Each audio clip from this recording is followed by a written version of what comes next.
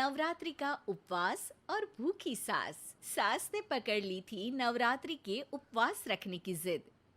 9 माताओं के लिए 9 दिन व्रत रखूंगी। मैया की भक्ति में शक्ति है।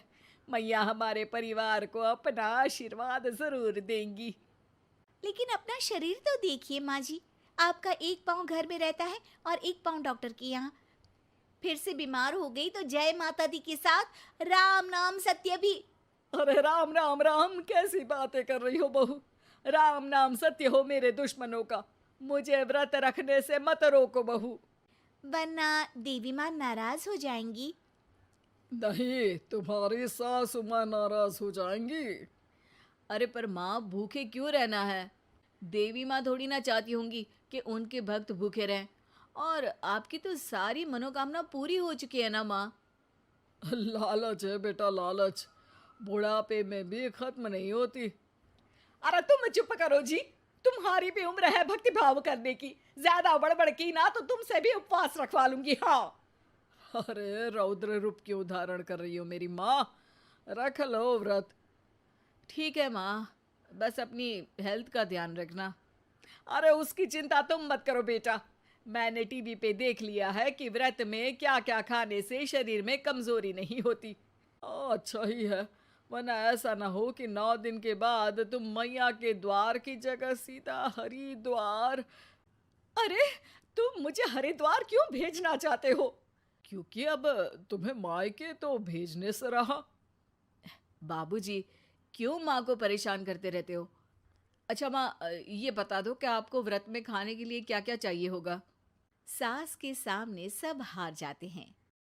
माँ के कहे सामान को बेटा लेकर आता है। नवरात्रि का पहला दिन है। नाश्ता कर लो, स्वस्थ रहो, मस्त रहो।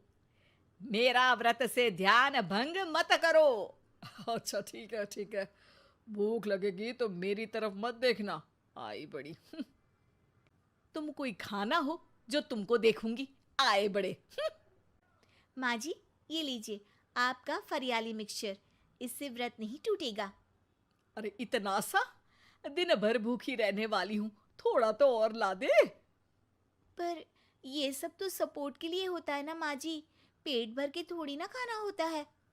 करवा चौथ का व्रत नहीं रख रही हूँ जो कुछ ना खाऊं पीऊं। हाँ यार, ये तो मैंने सोचा ही नहीं।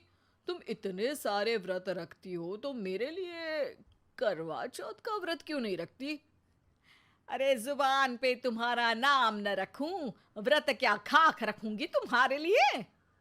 माँ के कहने पर बहू और भी फरियाली ले आती है, जिसे खाकर माँ डकार मारती है। इतनी जोर से डकारोगी तो दुर्गा मैया भी डर जाएंगी। तुमने तो उनके शेर से भी तेज आवाज निकाल दी। अरे शेर के जैसा पंजाबी मारती हूं मैं, देखना चाहोगे? तुम्हें पता है ना, व्रत रखते समय हिंसा वाली बातों से, विचारों से और बुरी चीजों से दूर रहना चाहिए। सही कहा। बुरी चीजों से दूर रहना चाहिए। इसीलिए तो तुमसे दूर जा रही हूँ, दूसरे कमरे में। सास ने कई सारी ऐसी चीजें खाई जिनसे व्रत ना टूटे। बहू, सब्र का फल मीठा होता है। इसका मतलब ये थोड़ी है कि तू मुझे शाम तक फल नहीं खाने देगी।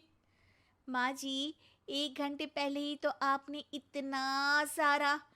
अरे एक खाता ही बना ले, उसमें लिखा करे कि मैंने कितना खाया, कितना पानी पिया। अरे नहीं नहीं माँ जी, मैं अभी फल लेकर आती हूँ। जोर से बोलो। नहीं माँ जी, मैं फल लेकर आती हूँ। अरे ये नहीं, जोर से बोलो, जय माता दी। सासू माँ एक साथ बहुत सारे फल खा लेती है।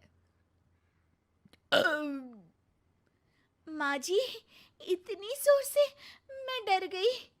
अरे भक्ति की शक्ति की पुकार है। पुकार नहीं, डकार है। हाँ हाँ ठीक है ठीक है। चिप्स और लेकर आना जरा, उससे भी व्रत नहीं टूटता। माँ जी, आज ही सब खत्म हो जाएगा, नाश्ते का ही टाइम है। अरे ठीक है ना बेटा, मैं अब कुछ खाऊंगी ही नहीं, तुझे इतनी तकलीफ है तो। नहीं नहीं माँ जी, मेरा मतलब था कि उपवास में सिर्फ इतना खाना चाहिए जितना शरीर के लिए सही रहे। स्वाद के लिए खाने से तो अच्छा है कि उपवास ही मत रखो। माता जी की कृपा तो वैसे भी बनी ही रहती है। अरे वाह बहू वाह! एक ढोलक और हारमोनियम भी लेकर आना और प्रवचन करने लग जा। श्री श्री 108 बहु ईश्वरी माता। माँ जी, मैं आपके लिए चिप्स लेकर आती हूँ। बहू की सही सलाह को भी सास नजरअंदाज कर देती है। थोड़ी देर में बहू सास को चिप्स ला कर दे देती है। आलू की चिप्स, आहा मजा आ गया। आलू किसी भी सब्जी में चला जाता है। आलू पनीर, आलू पालक, आलू टमाटर, आलू भिंडी और तो और पराठे में भी चला जाता है। वैसे ही इंसान को भी हर स्थिति में आलू जैसा होना चाहिए। थोड़ी देर में वहां ससुर जी आते हैं। क्या चिप्स खा रही हो? अरे नहीं जी, दिख तो चिप्स ही रही है। अरे तो पूछ क्यों रहे हो? अरे गुस्सा क्यों हो रही हो? उपवास में गुस्सा नहीं करना चाहिए।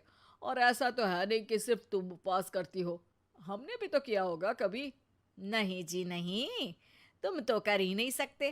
तुम उपवास में भी भेजा खाओगे और भेजा खाने से उपवास टूट जाता है।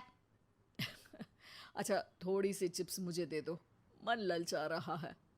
नहीं, उपवास के लिए है। तुम अपना खाना खा लेना जो भी बने। पूरा दिन सास कुछ ना कुछ खाती रहती है। जैसे ही रात होती है, बस उपवास हो गया, अब मैं खाना खाऊंगी। जो दिन भर से खा रही थी उसको क्या बोलते हैं? बाबूजी क्यों माँ को परेशान करते रहते हो? अरे लड़के, तेरी माँ दिन भर से इतना खा चुकी है कि देश में भूखमरी की समस्या इसी की वजह से बढ़ रही है। और खाने की दिक्कत नहीं है, कितना भी खाए लेकिन सेहत इधर उधर होती रहती है। कुछ ऊपर नीचे हो गया तो तेरी माँ खाने के बाद हाथ धोएगी और तू अपनी माँ से हाथ धो बैठेगा। अरे इत्तू सा तो खाया था, उपवास भी ना तोड़ू क्या? ठीक है, नहीं खा रही बस। अरे बहू तुम ही बताओ, ये इत्तू सा मतलब कितना खाया है इसने? ना जी ना, मैं कुछ नहीं बोलूंगी। खाना दे रहे हो या नहीं, या 9 दिन बिना जल के उपवास रख लूं? देने के लिए धमकी अच्छी है, सुनने में भी डरावनी लग रही है। पर जैसे तुम्हारी जुबान में स्वाद का खून लगा है ना, तुम भूखी नहीं रह पाओगी। मैं कसम खाती हूँ जी। अरे देखो, कसम भी खाओगी तुम। अरे कुछ और दे दो इसको खाने को। ये ले, दाल चावल खा ले बस। डॉक्टर भी कहते थे कि माँ को आए दिन पेट से जुड़ी समस्या रहती है। बस इसी के लिए घर वाले पहले उन्हें उपवास नहीं करने दे रहे थे, लेकिन जब उपवास करने दिया तो माँ ने इतना फरियाली खाया कि घर वालों की चिंता बढ़ा दी। और जैसा कि घर वालों को डर था, अगले दिन उनकी तबीयत खराब भी हो गई। डॉक्टर को बुलाना पड़ा। अरे जितनी बार आप बीमार होते हो उस हिसाब से तो मुझे एक क्लिनिक आपके घर में ही खोल लेना चाहिए। या फिर क्लिनिक में ही इनका एक अलग कमरा बनवा देते हैं डॉक्टर साहब। बाबूजी, पिताजी, मेरे जनक, क्यों हमेशा मजाक करते रहते हो?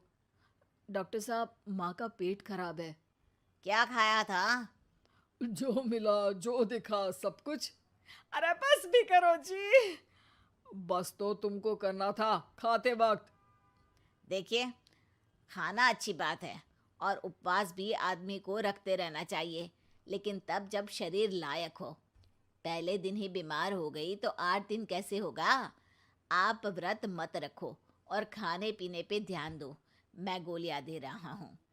आप भी कुछ खाने को ही दे रहे हो? हाँ, इससे जल्दी ठीक हो जाएंगी। समझ गई हैं आप? अब तो ठीक ही होना है ना मुझे। जोर से बोलो। जय माता दी।